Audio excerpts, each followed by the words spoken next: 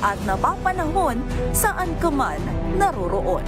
Mula noon hanggang ngayon, mananatiling kaagapay mo ang DZRH, naninindigan sa paghatid ng katotohanan at sa paglaban sa patuloy na pagkalat ng disinformasyon at sa pagyakap sa makabagong teknolohiya at sa patuloy na pagsulat ng kasaysayan, mananatiling kasama mo ang DZRH saan ka man sa mundo.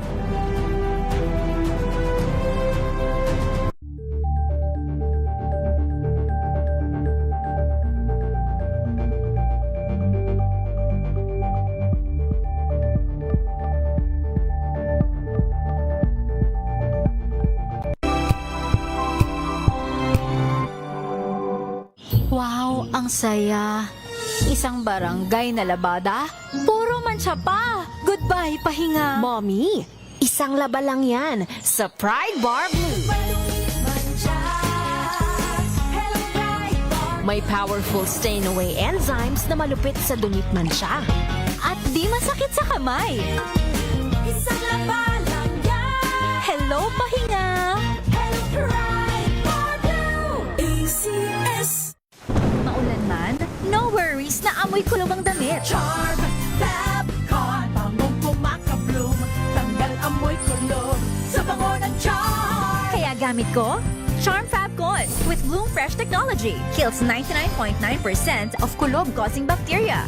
May aroma burst pa of thousands of flowers and berries. Ang sampay sa loob, no amoy kulob. Bangong kumaka-bloom sa charm. Charm Fab Con. ACS. Hello, Washi! Laundry day na naman! Yay! Anong meron? Mancha ng chocolate, putik, may libag pa! Kaya natin yan! With Pride Washing Machine Detergent, may triple stain-away formula.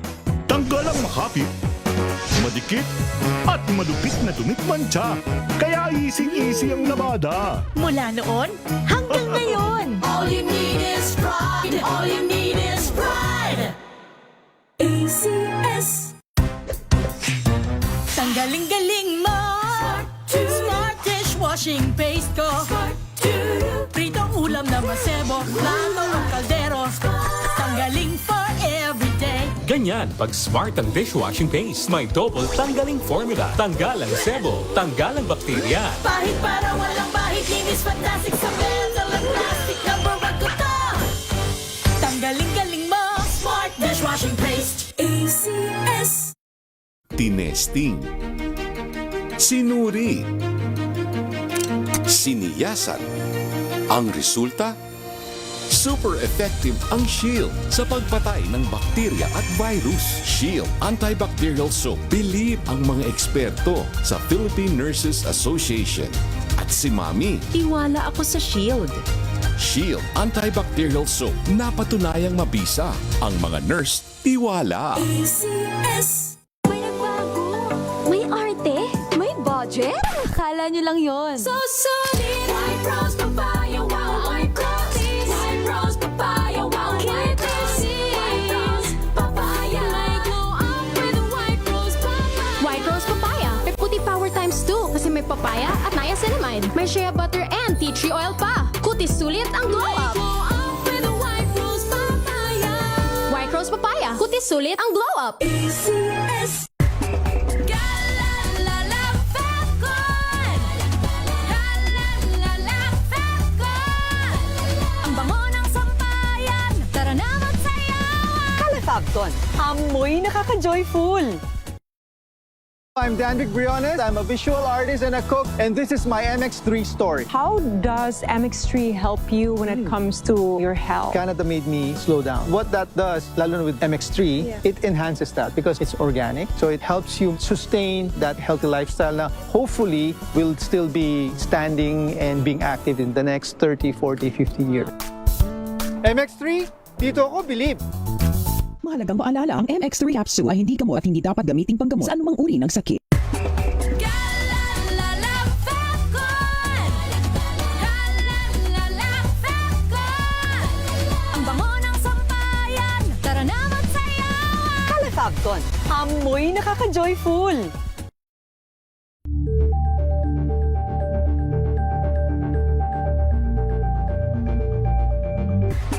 Galalala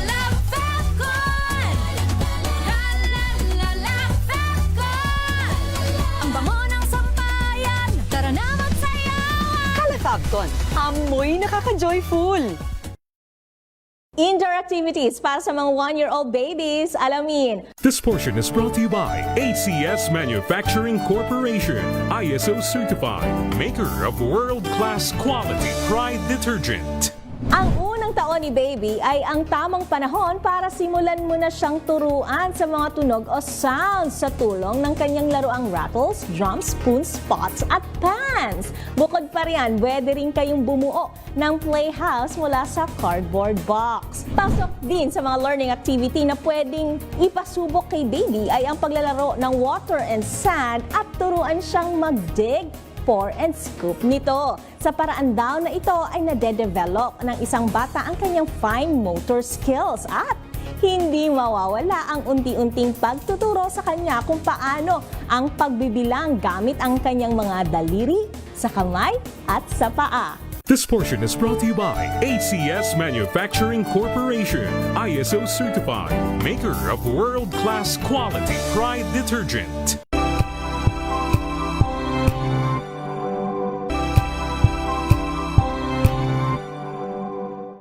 Maagang balitaan, maagang usapan sa mga issue at balita. Kasama si Kuya Angelo Palmones sa Magandang Umaga Pilipinas. Mula Lunes hanggang Biyernes.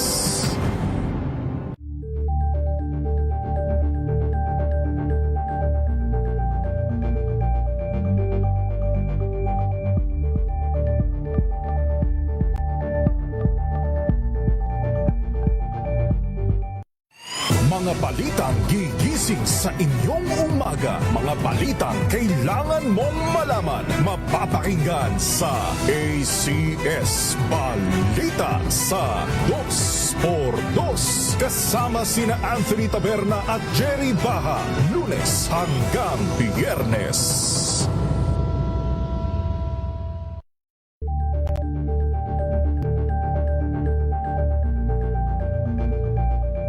Alamin ang mga maiinit na isyung pambayan, mga balitang kailangan mong malaman, usapin sa pamahalaan, politika, ekonomiya at kabuhayan. Ito ang mga dapat mong malaman, pakialaman at pag-uusapan dahil kayo ang tinig ng mamamayan dito sa Damdaming Bayan. Live sa DZRH Radio, DZRH TV at DZRH Digital. Kasama sina Lakay, Deo Macalma at Elaine Apit. Araw-araw, Lunes hanggang Biyernes. Damdaming Bayan.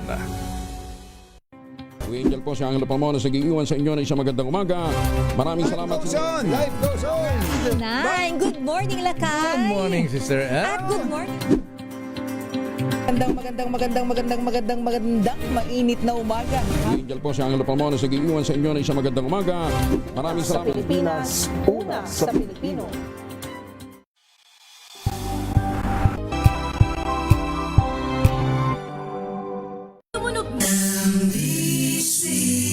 Manila Broadcasting Company. DZRH, member, kapisanan ng mga broadcaster ng Pilipinas. Oras Bishop Efraim Fahutagana, alas 4:09. Uy! Nakapag-break ka na ba?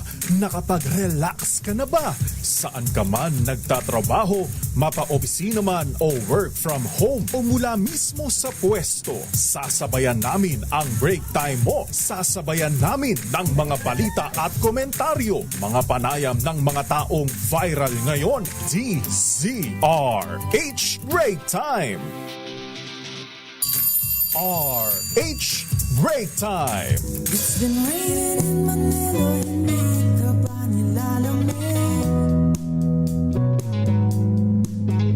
It's been raining in Manila, hindi ka ba nilalamig? But if it's raining in Manila, hindi kita maririnig. So I'll be waiting in Isang maulang hapon Pilipinas. Ako Ako po si Dea Makalma. Ako naman po, Thea Petro Carpuz. At narito ang headlines ng ating mga balita ngayong araw ng Miyerkules. Uy, simbang baklaran pala ngayon, Miss Thea, ha? Ay, hindi masyado nakasimba yung mga kababayan natin. Palagay ko nga. Ngayon ay 29 ng buwan ng Hulyo. At sa ating mga headlines, sa pagtanggal sa system loss charges at pagtaas sa income tax exemption sa sertipikahan ni Pangulong Bongbong Marcos bilang urgent bill ayon sa Malacanang. Patutsada ni VP Sara Duterte na waste of time ang panonood ng SONA ni Pangulong BBM, binuweltahan ng Malacanang. Impacta remark ni Senator Amy Marcos. Pinatos ni Palace Press Officer Undersecretary Claire Castro. Ika-10 araw ng impeachment trial, nagkatensyon, nagkasagutan sina Congresswoman De Lima at defense lawyer Michael Poa. 18 Maleta Boys at Attorney Levi Baligod. Kasadong kasuhan ng 10 counts ng cyber libel at perjury. Nabuking na anomalya sa infrastructure project sa Taguig, malicious pero delicious, sabi ni Senator Ping Lacson. Lasa niyan. Hirit naman ni Senator Jingo Estrada na makapagpiyansa sa kasong plunder. Ibinasura ng Sandigan Bayan. Chinese company na may koneksyon sa Pogo kinasuhan ng BIR ng 400 million pesos tax evasion. Philippine National Police meron na lead sa nakitang IED sa labas ng DOJ compound at Senado. Gusto lang daw manakot sa SONA ayon kay PNP Chief General Nartates. 2 low pressure area sa loob at labas ng Philippine Area of Responsibility, bantay sarado ng Pag-asa. At ngayon sa detalye ng ating mga balita. 2 low pressure area ang binabantay ng Pag-asa na nagdudulot ngayon ng masamang panahon. Ayon sa Weather Bureau, ang isang LPA ay nasa loob ng Philippine Area of Responsibility. Pero hindi naman daw inaasahan magiging ganap na bagyo. Huling namataan ang sama ng panahon sa Baaw, Camarines Sur. Habang isa pang low pressure area ay nasa labas naman ng Philippine Area of Responsibility. Pero hindi ito inaasahang lalakas pa bilang bagyo. Pero kung sakaling may maging ganap na bagyo ang isa sa mga low pressure area, ito ay tatawagin sa pangalang Bagyong Luis. Samantala ayon sa Pag-asa, ang mga naranasan nating mga pag-ulan ay magpapatuloy hanggang mamayang gabi hanggang bukas araw ng Biyernes. Huwebes lang muna. Huwebes Samantala, kanselado ang face-to-face classes sa pribado at pampublikong paaralan sa ilang lugar sa bansa dahil sa masamang panahon. Kabilang dito ang mga paaralan sa Antipolo, Teresa at Cainta, Rizal dahil sa posibleng banta ng flash flood. Gayun din sa ilang bayan ng Quezon tulad ng Calawag, Buenavista, Ginayangan at Lopez. At as of 2:30 ngayong hapon, ipatupad muna ang asynchronous classes sa buong lungsod ng Caloocan. Sa huling forecast ng DOST Pag-asa, magdadala ng pag-ulan ang binabantayang low pressure area sa bahagi ng Metro Manila, Bicol Region, Calabarzon at Mimaropa. Binigyan din naman ng Malacanang na ang State of the Nation Address o SONA ng Pangulong Marcos ay mandato ng ating konstitusyon. Ayon kay Palace Press Officer Yusek Claire Castro, ang hindi pagrespeto sa SONA ay may tuturing na hindi rin paggalang sa ating saligang batas. Ito ang reaksyon ng Malacanang sa pahayag ni Vice President Sara Duterte Carpio na waste of time ang panunod sa SONA ng Pangulong Bongbong Marcos. Sabi ni Castro, ang SONA ay pagkakataon na mag-ulat ang Pangulo ng kanyang mga accomplishments at kung ano pa ang gagawin ng kanyang administrasyon para sa taong bayan. Sinabi pa ni Castro na mainam na may alam ang tao sa kung ano ang nangyayari sa Pilipinas para hindi sila madaling mamanipula. Narito si Jose Claire Castro. Ang hindi pagbibigay respeto sa SONA ay hindi pagrespeto sa konstitusyon, hindi pagrespeto sa institusyon. May mga tao na ang nais ay manatiling walang alam. Ang mga kababayan mas madaling maging or manipulahin ang mga taong walang alam.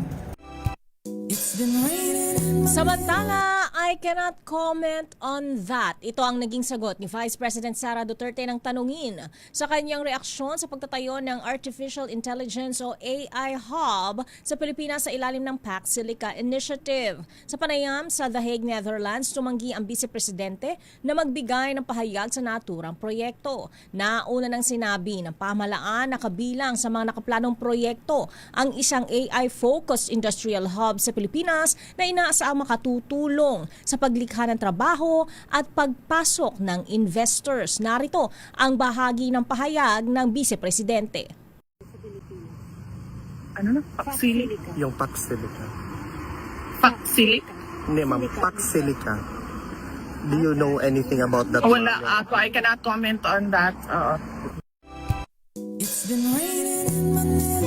Samantala, hindi rin pinalampas ni Palasa Press Officer Claire Castro ang tila patutsada ni Senator Amy Marcos sa isang video kung saan sinabi nitong bukod sa International Criminal Court ay meron ding ICC sa Malacanang.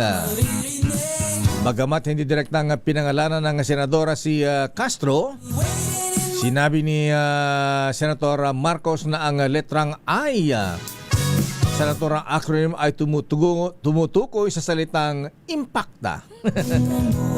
Bilang tugon, sinabi naman ni Yusek Castro na hindi gumagamit ng mga salitang nang-insulto o maatake sa personalidad ng iba. Ayon pa kay Castro, hindi niya maaagaw ang korona na naturang bansag dahil mas nararapat niya ito kay Senator Amy. Wow, taray! At sa kanyang grupo dahil hindi niya mapapantayan ang senadora pagdating sa ganoong klase ng mga pananalita. Narito ang mataray din. Yusek Claire Castro. Hindi ako sanay sa mga ganung salita. Hindi ako normal na nagsasalita ng ad hominem sa kapwa ko. So, kung sila ang nakapag-describe ng ganung salita, alam nila kung ano ang ibig sabihin nito, alam nila ang description ng salitang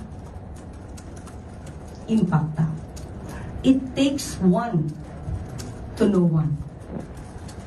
Kaya kung sila ay affected sa aking mga nababanggit dahil tayo kumakalaban sa fake news, at iyan ang kanilang pananaw, isang impacta ang kumalaban sa fake news. Sino ngayon ang naglalarawan ng totoong impacta? Yung gumawa ng video? Yung kasama sa video? Yung nag-direct ng video? Yun ang masasabi nating totoong naglalarawan ng salitang yan. At huwag sila mag-alala. Ang corona ay nasa kanila, na kay Senator Amy at sa mga grupo nila. At hindi natin kayang agawin ito mula sa kanila.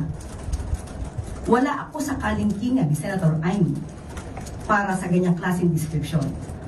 Sila ay nasa maximum level. Maximum level na kay. Nasa introduction pa lang pala siya. Samantala, sa iba pang balita, agad na uminit sa simula pa lamang ang ikasampung araw ng impeachment trial ni Vice President Sara Duterte dahil sa kontrahan ng prosecution at defense team. Sumiklab ang tensyon ng igiit ni Representative Laila De Lima sa kanilang opening statement na hindi dahil confidential funds ang pondo ay ligtas na ang mga opisyal sa pagsusuri at accountability o maaari nang mag-imbento ng dokumento o ibulsa ang pera ng bayan. Pinalagan nito ni Attorney Michael Poa ng depensa at sinabing naglalaman na umano ng conclusions of law ang pahayag ng mambabatas. Dahil dito sinita ni Presiding Officer Cheese Escudero si De Lima, ipinatanggal sa record ang pahayag nito at ipinatapos na agad ang kanyang speech. And the prosecution is ready to present it. Sa kabuuan ng ebidensya, makita ang hindi lang mga simpleng irregularidad ang nangyari. Objection, Your Honor. Malinaw ito. Objection, Your Honor. Honorable De Lima, I would have to stop you. I would have to stop you at this point. The continuing objection of the respondent is duly noted. I would have to stop you at this point. And I have to my stop due now. apologies, but kindly call your witness already. Thank you, Your Honors. I submit. Thank you very much. Kindly call your witness, Representative Chua. Tala tinalakay ngayong araw ng paglilitis ang Article 1 o ang tungkol sa misuse of confidential funds ng Vice Presidente kung saan iniharap ang dalawang dating land bank managers bilang prosecution witness. Samantala, idinetalya naman ni dating Land Bank branch manager Nenita Camposano ang proseso ng magkakahiwalay na pag-encash ng Department of Education ng tatlong 37.5 milyong tseke noong 2023 na may kabuang 112.5 million. Sa kanyang pagharap sa impeachment court bilang witness ng prosecution, sinabi ni Camposano na mismong si dating DepEd Special Disbursing Officer Edward Fajarda ang kumuha ng cash matapos mag-abiso sa Land Bank. Paliwanag pa niya, iniligay ang pera sa dalang mga bag at dumiretso si Fajarda palabas ng fire exit. Bakit sa fire exit? O kaya ay backdoor ng Land Bank pagkatapos ng transaksyon. Narito si Land Bank branch manager asan ang pangalan? Nenita Camposano. Now, Madam Witness, sabi ninyo, i-release sa backroom yung pera. Yes, okay, so pagkatapos pong i-release ng teller, ano na po ang susunod na mangyayari? Kung alam po ninyo. Ilalagay na po yun ni Mr. Fajarda sa dala niyang bag. And then, lalabas na po sila dun sa may fire exit, sa may backdoor po namin. Okay. Pero sa cross-examination, sumang-ayon naman si Nenita Camposano na kaya naman pala dinaan sa fire exit. Batay sa tanong ni Attorney Michael Poa, ginamit ni Fajarda ang fire exit mula sa bangko dahil nakadikit ito sa DepEd compound at mas ligtas itong daanan. Yan pala For safety lakay. Samantala, kinontra ng Malacanang pahayag ni Senate Minority Leader Alan Peter Cayetano na maituturing na political prisoners sina Senators Jinggoy Estrada at Rodante Marcoleta. Ito ay matapos sabihin ni Cayetano sa kanyang kontrasona na umiiral ang selective justice sa bansa at dapat payagan ng dalawang senador na makapagpiyansa. Ayon kay Palace Press Officer Claire Castro, personal na paniniwala lamang ito ni Cayetano at hindi nangangahulugang ganun din ang pananaw ng Sandigang Bayan.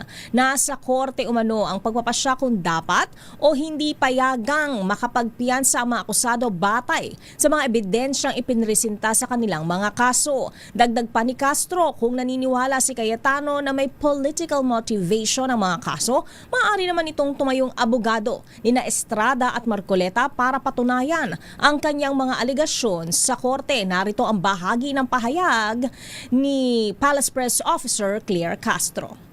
Po niya na paniwala niya political motivation.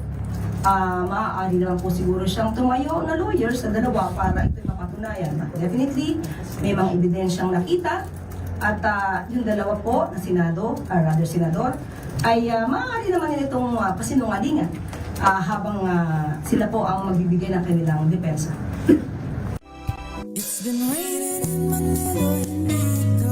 Malicious pero delicious. Wow. Love it. Parang penoy ba yun o balot ng tagig pateros? Basta delicious lakay. Gano'n. Ito ang naging sagot ni Senator Panfilo Ping Lacson matapos sabihin ni Senator Alan Peter Cayetano na malisyoso ang mga ibinunyag niya tungkol sa infrastructure project sa Taguig. Ay kay Senator Ping Lacson, ilalantad nila sa mapagdinig ng Senate Blue Ribbon Committee ang mga delicious na detalye naman pala. Ayan. Sa likod ng mga manumalyang proyekto sa nabanggit na lungsod ng Taguig. Sabi pa ni Senator Ping, tatalakayin sa mapagdinig ang hindi bababa sa 5 case studies na isinagawa nila ng kanyang team. Una nang sinabi ng senador na naipasa na sa Office of the Ombudsman ang mga ebidensyang kanilang nakalaw at maaring sapat ang mga ito upang maging batayan sa pagsasampa ng kasong plunder, malversation at paglabag sa Anti-Graft and Corrupt Practices Act laban kay Senator Cayetano. Samantala lakay, maghahain ng reklamo si National Bureau of Investigation Director Melvin Matibag laban sa blogger na si Sasasot sa umano'y pagpapakalat ng maling impormasyon na may ari-arian ito sa California, USA. Sa panayam ng DZRH, sinabi ni Matibag na naghahanda na ng legal actions ang kanyang kampo kahit pa nagsorry na si Sasot. Una rito, humingi na paumanhin ng blogger matapos aminin nagkamali sa naunang social media post na iniugnay si Matibag at asawa nitong si Congresswoman Ann Matibag na umano'y may $1 million na halaga ng mansyon sa Amerika. Depensa ni Sasot, nagkataon lang na parehong Melvin at Anne-Marie Matibag ang may-ari ng bahay. Narito ang bahagi ng pahayag ni Matibag. At least yun, maliwanag po na talagang hindi po sa atin. Hindi kayo yun. Tina-target lamang tayo politically po ng mga tao na hindi sang-ayon sa atin. Nagreklamo kayo sa Meta, pero hindi ba kayo gumawa ng legal action doon sa nag-post nito? Kasi pinulutan na kayo eh. Nagpiprepare po yung aming mga lawyers to file the necessary legal actions po. Ano po. So kahit na siya po ay nag-take down na at nag-apologize na, maghahain pa rin po kayo ng reklamo? Tama po yung kailangan po para po maitama po at turuan po ng leksyon yung mga gumagawa po ng ganyan. Pabalikan natin ang ilang pang detalye na ating mga balita. 18 maleta boys at Attorney Levy Baligod kakason ng 10 counts ng cyber libel at perjury. Samantala, Chinese company na may connection sa Pogo kinusa naman ng BIR ng 400 million tax evasion. Samantala, mga responsable sa pagpapasabog ng IED sa compound ng Department of Justice at paglalagay ng bomba rin sa malapit sa building ng Senado, meron na raw lead ang Philippine National Police. At mga panukalang pagtanggal sa system law sa electric bill at pagtaas ng tax exemption threshold abay isa-certify na ng Malacanang bilang urgent bill. Sana Ilocano Express yan, Batak Express yan. Malaking sa withdrawal ng Office of the Vice President at Department of Education. Tinawag na unusual ang 2 testigo ng prosecution. At 841 million na nabawing pera mula sa korupsyon na ibalik na sa kaban ng bayan ayon sa DOJ. 841 million lang? Liit. Liit naman. Laki pa ng deficit lakay. Kulang pa. Hindi mala umabot ng bilyon. Ayan. Samantalang sabi ni Congressman Ace Barber sa lakay, siguro ang mga nanakaw dyan hindi lang bilyon, trilyon. Naku po. Diyos ko. Asa na? Ayan nga, yan ang tanong. Baryang-barya yung binalik Ang detalye po na mabalitan niya sa ating pagbabalik sa ating palatuntunang break time. DZRH Break Time. Oras sa Doktora Isa Suntay, Hermana Rosie Sarangaya. Kuyang most worshipful Roland Paulino. Abay, oras ganap ng alas 4:30. Ang oras na yan ay hatid sa inyo na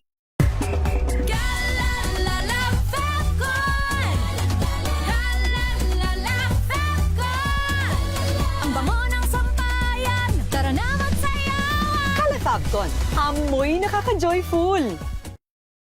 Sa puso ng kalikasan, natatangi ang prutas ng mangosteen. Ito ay nagtataglay ng antioxidant compounds na alpha, beta at gamma mangosteen. Ang MX3 capsule ay isang food supplement na gawa sa natural na mangosteen. Ito ay tested and proven to help avoid knee joint pain discomfort para iwas-iwas sa sakit with long-term supplementation 2 capsules daily. MX3 capsule, tunay, natural at original. Mahalagang paalala, ang MX3 capsule ay hindi gamot at hindi dapat gamiting panggamot sa anumang uri ng sakit.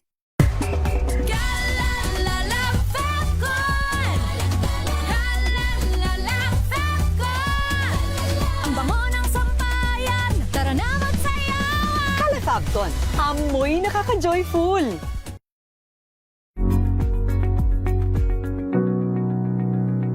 This portion is brought to you by ACS Manufacturing Corporation, ISO certified, maker of world-class quality Pride detergent. Ika nga ng marami, a dog is a man's best friend. Yan ay dahil hindi lang sa kulit o comfort na naibibigay ng mga alagang hayop, bagkus sila rin ay marunong na makiramdam, gaya ng pag-aabang sa tuwing umuwi ang kanilang mga amo, gamit ang kanilang tinatawag na instinct. Ayon kasi sa mga eksperto, bukod sa 5 pandama na mayroon ng aso, tulad ng paningin, pang-amoy, pandama, pandinig at panlasa, tulad din ng sa mga tao, ay maaaring mayroon din silang tinatawag na sixth sense. Ayon kay Dr. Malcolm Weir ng VCA Animal Hospital, bagamat walang malinaw na paliwanag sa pagkakaroon ng ika-6 na pandama ang mga aso, may mga anecdote naman ang nagsasabi na ito ay nagmumula sa kanilang instinct o increased sensitivity, kung kaya basta-basta na lamang silang lumalapit kapag nakakaramdam ng lungkot o kasiyahan ng kanilang fur parents. Dagdag pa ni Dr. Malcolm, may mga senses din na mayroon ng mga aso na mas malakas kaysa sa mga tao, gaya na lamang sa pang-amoy. Base kasi sa pag-aaral, mas malakas raw umano ng 10,000 beses kumpara sa smell range ng isang tao. Gayun din sa pandinig na mataas na sound frequencies ang kayang marinig ng aso, kung kaya't minsan nararamdaman din ng mga ito na may paparating na malakas na ulan o sama ng panahon. Kaya naman muling paalala ng mga eksperto, mas mahalin natin ang ating mga alagang aso dahil your dog knows you. Para sa MBC TV Network News, ito si Rovic Manuel ng DZRH TV, una sa Pilipinas, una sa Pilipino. This portion is brought to you by ACS Manufacturing Corporation, ISO certified, maker of world-class quality Pride detergent.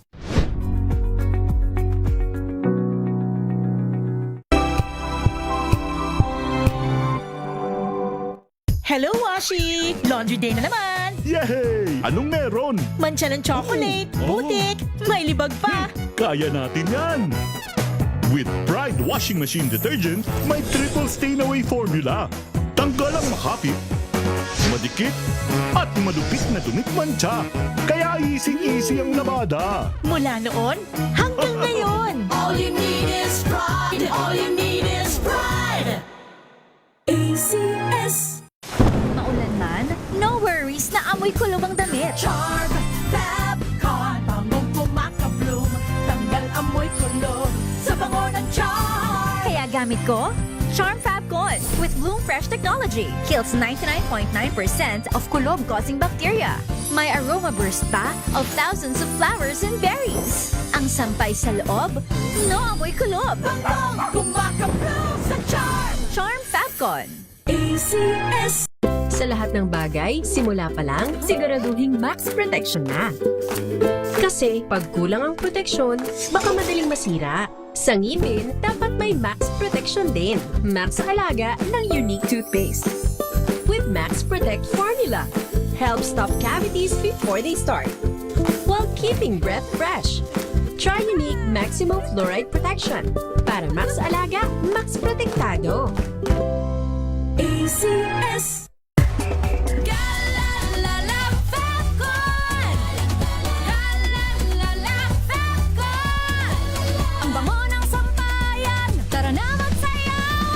Calefabcon, amoy nakaka-joyful.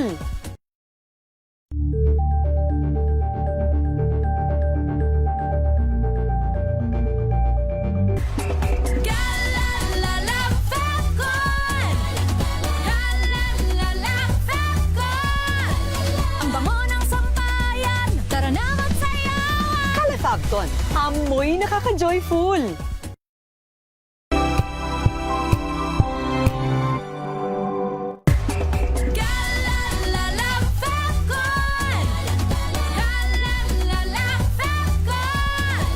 Ang bango ng sampayan, tara na magsayawan. Calefabcon, amoy nakaka-joyful.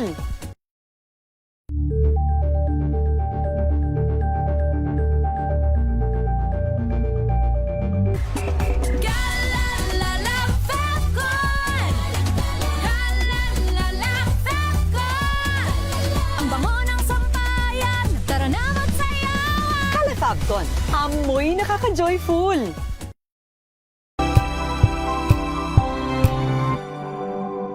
Sa pagbabalik tanaw sa 87 taong legasiya ng DZRH, napagtagumpayan na ng kauna-unahang himpilan. Oras, Kuyang Larry Francisco. Aloha, Mr. Cesar Lee at Mr. Michael Ismaygay. Oras, Miss Thea. Oras na para mag-break time. It's now 4:36. Aba, oras na para mamigay tayo ng aginaldo sa ating Kring Kring Panalo Promo. Take it away, Kring Kring. Sino ba ang mga winners natin ngayong hapon? Kring Kring. Makinig maigi! Ito na ang chance mo na manalo ng instant 500 pesos kapag narinig mo na ang mahiwagang Kring Kring. Tignan mo na ang iyong cellphone, baka ikaw na ang susunod naming winner sa Kring Kring Panalo Malakas sa telepono. Paano sumali? Bisitahin ang Facebook page ng DZRH, fill up pa ng Google Sheet na nakapin sa DZRH FB page at hintayin ang aming tawag sa telepono. Kring-kring na! Ito na ang natawagan ni Kring Kring na winner natin. Aba, mula sa City of Flowers. Zamboanga City, layo-layo. Ayan. Si Ate Irene Catemprato. Wow. Ate Irene, buenas tardes, Ate Irene. Opo. Ayan. Opo. Magandang hapon. Marunong kang mag-Chabacano, ate? Magandang hapon po. Marunong kang mag-Chabacano? Marunong kang mag-Chabacano, Day? Hindi. Ayan. Eh di... Ano lang, Bisaya. Bisaya. Bisaya man, Day. Pasti lang mangyod. Anyway, Irene, ayan. Simple ang tanong namin, ha? Abay, sa dinami namin ng himpilan ng radyo sa Pilipinas, ha? Anong himpilan ang number 1 na naman? Ano po? Patay tayo dyan. Anong istasyon ng radyo sa Pilipinas ang number 1, Miss Irene? DZRH. Ang galing-galing mo talaga, ate. Congratulations. Yan na nga bang sinasabi ko sa iyo, ha? Ayan. Ate, yung premyo, ha? Ayan, bili ka ng ano, ha? Bili ka ng cotton buds. Congratulations, Ate Irene Catemprato ng Zamboanga City. Buenas tardes, muchas gracias. At ngayon hatawin natin ang mga report latest mula sa Malacanang. Mga panukalang pagtanggal sa system law sa electric bill at pagtaas ng tax exemption threshold ise-certify as urgent bill ayon sa Malacanang. Ano ba? Alam mo bang mas mabilis dito, Miss Let, ha? Bicol Express o Ilocos Express? Tingnan nga natin, ha? Kung mabilis ang mga urgent bills na ise-certify ng Pangulong Bonget. Arrest number 14, Let Narciso, please come in. Miss Let.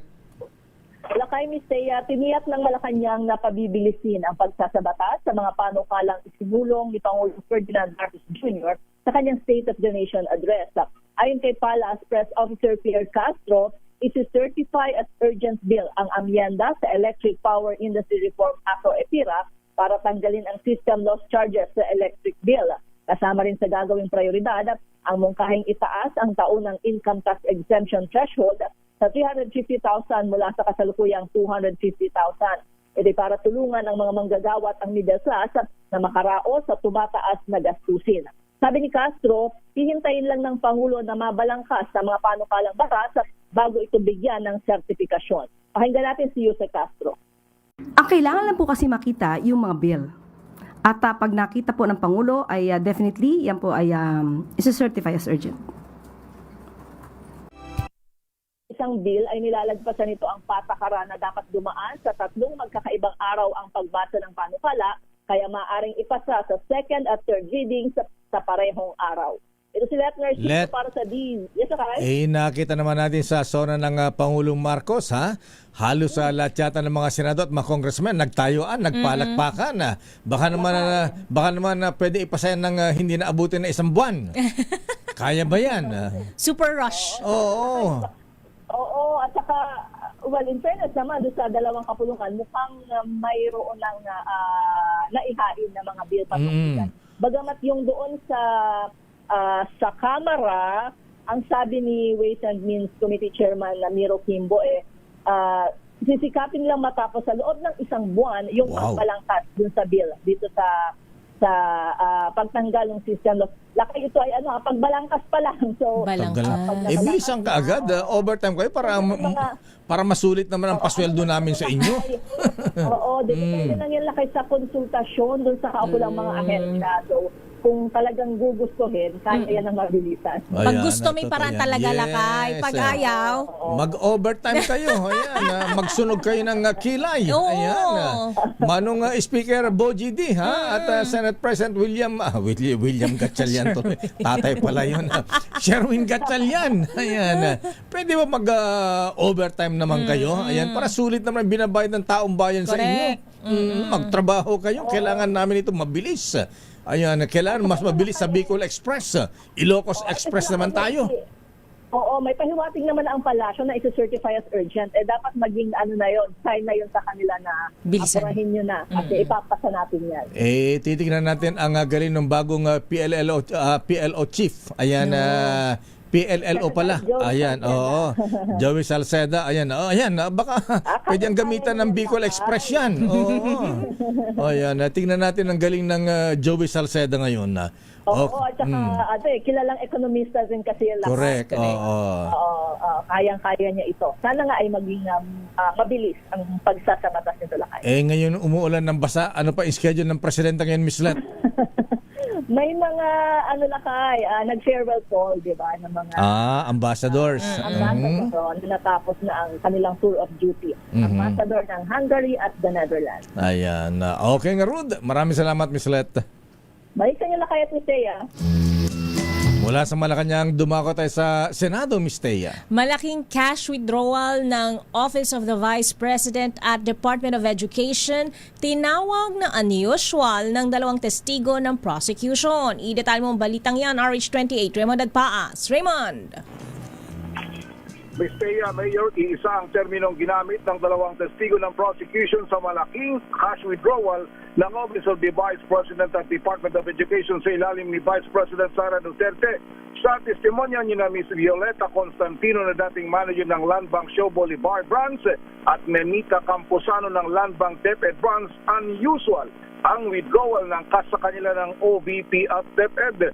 Sabi ni Constantino, 4 na beses nag-withdraw ng cash na tig 125 million pesos sina Gina Acosta at Limuel Ortonio ng OVP simula December 2022 hanggang July 2023 sa kabuang 500 milyong piso.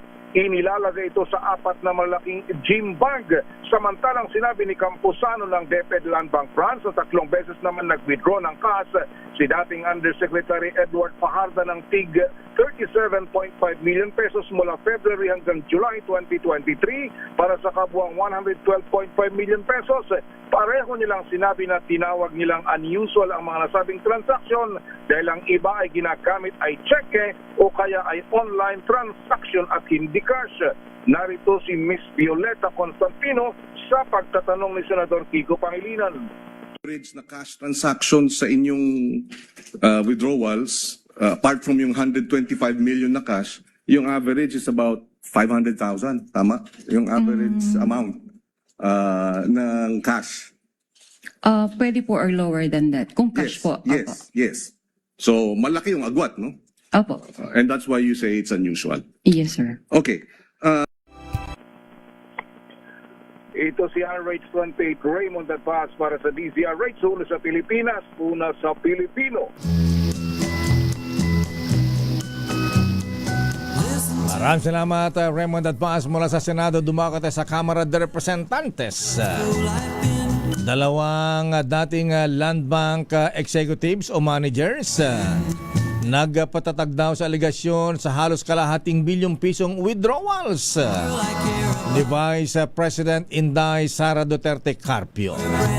Alamin natin ang detalye mula kay Aris number 12, Milky Rigunan. Please come in, Manang Milky. Nakayateya kung ang prosecution ang tatanungin, na-establish na ng dalawang retired land bank officers ang questionable withdrawals ng Office of the Vice President at ng Department of Education sa ilalim ng pamuno noon ni Vice President Sara Duterte. Tumistigo sa witness stand ng prosecution sina Violeta Constantino, dating branch manager ng Land Bank Shaw Boulevard, at Anita Camposano, dating branch manager ng Land Bank DepEd Branch. Kapwa nang galing kina Constantino at Camposano ang salitang unusual. Unusual dahil sa mahigit 30 taon ng kanilang panunungkulan sa Land Bank, doon lamang nila nasaksihan ang withdrawals ng milyong-milyong piso at lahat ito ay puro cash withdrawals. Ang kay House Prosecutor Lawrence Defensor, hindi nakapagtataka na walang nagtangkang i-cross ang dalawang witness dahil hindi makakwestiyon ang mga dokumento. Sa 212.5 million pesos, 500 million pesos ay inilaan sa OVP, habang ang nalalabing 112.5 million pesos ay nililis naman sa DepEd. Narito si House Prosecutor Lawrence Defensor. As to whether it's legal or not, ang sinasabi lang natin, it was a good start that it was established by the bank representatives that there was cash in the amount of 612.5 million that was in cash. It was unusual, and indeed that money went to DepEd and the OVP and DepEd, and that's the purpose for those two witnesses. And for the rest of the evidence that will prove betrayal of public trust and culpable violation of the Constitution, let's wait for our other witnesses and our other evidence to prove that. Samantala, nakayateya ng hinayang naman si House Lead Prosecutor Jervil Luistro sa hindi nabasa at natapos ni House Prosecutor Leila De Lima ang kanyang opening statement dahil sa madalas na interruption ng depensa sa pagsisimula kanina ng impeachment trial. Narito si House Lead Prosecutor Jervil Luistro. Even told her na very powerful yung few questions na na-raise niya before she was interrupted. No, I think she anticipated that even during the start because she was forewarned at the onset about not making conclusion of fact and conclusion of law. Apparently nga, paborito ko yun making conclusion of fact and conclusion of law because we are the prosecution, no? But we perfectly understand the position of the presiding officer. And even Congresswoman Leila De Lima equally understands that. Kasi kausap ko na siya kanina.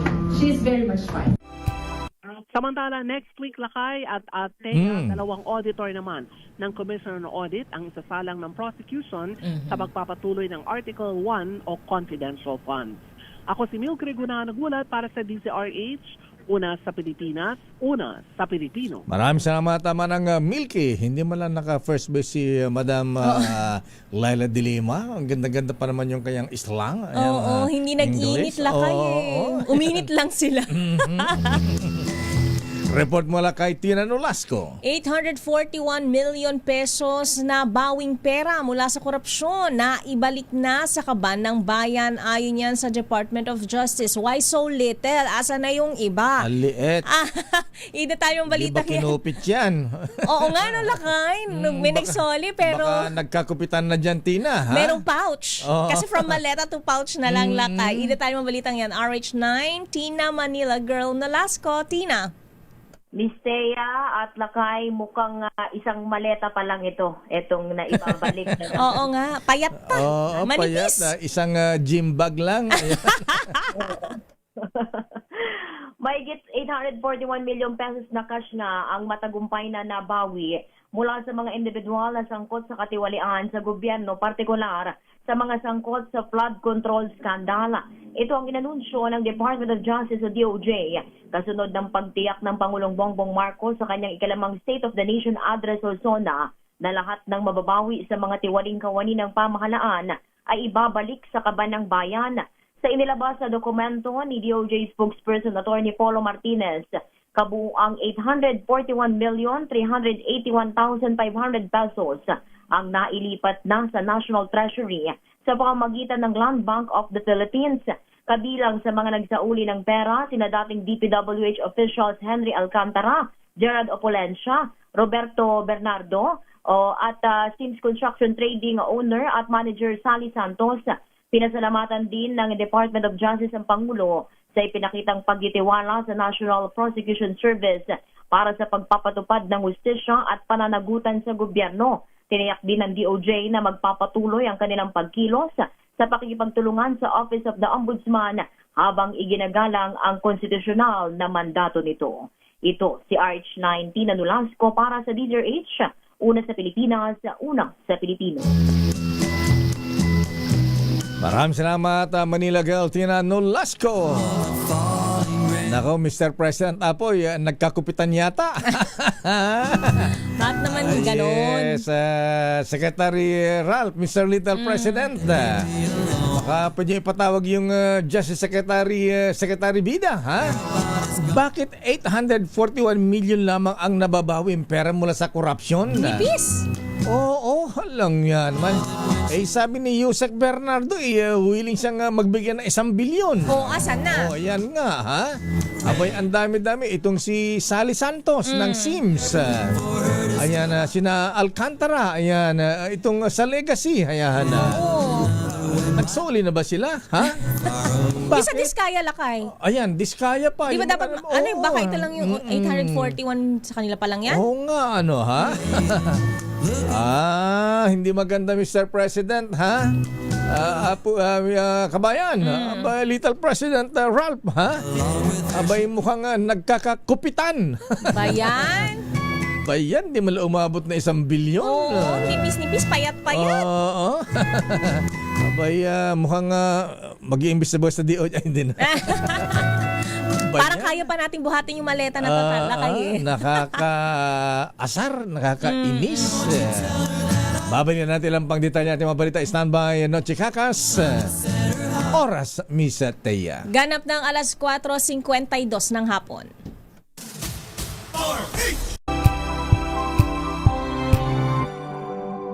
Abangan this Saturday. Hi! Kami ang Maymay! And you're watching Scene Zone! It's spaghetti! So doon naman tayo sa first impressions. Ayan na. Akala ko ikaw yung like, you're the mean girl. Like, gano'n. Defend yourself. Tanggap ko naman. Ale-ale mong sumayaw. Ale mong gumalaw. Ay, ay, ay, ay. Alas 12 ng tanghali, dito lang sa DZRH TV.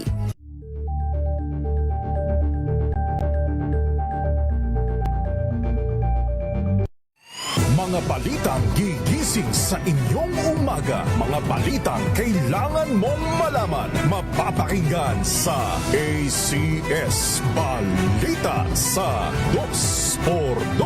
Kasama sina Anthony Taberna at Jerry Baha. Lunes hanggang Biyernes.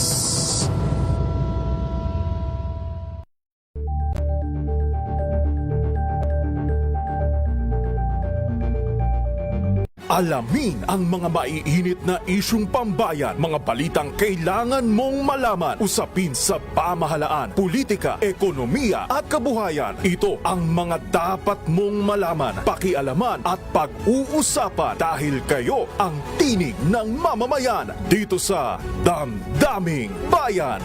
Live sa DZRH Radio, DZRH TV at DZRH Digital. Kasama sina Lakay, Deo Macalma Padilla at Elaine Apit. Araw-araw, Lunes hanggang Biyernes. Damdaming Bayan. Angel po si Angelo Palmona sa giiwan sa inyo na isang magandang umaga. Maraming salamat sa inyo. Life goes on! Nine, good morning, Lakay! Good morning, sister. At good morning. Magandang mainit na umaga. Angel po si Angelo Palmona sa giiwan sa inyo na isang magandang umaga. Maraming salamat. Pilipinas, una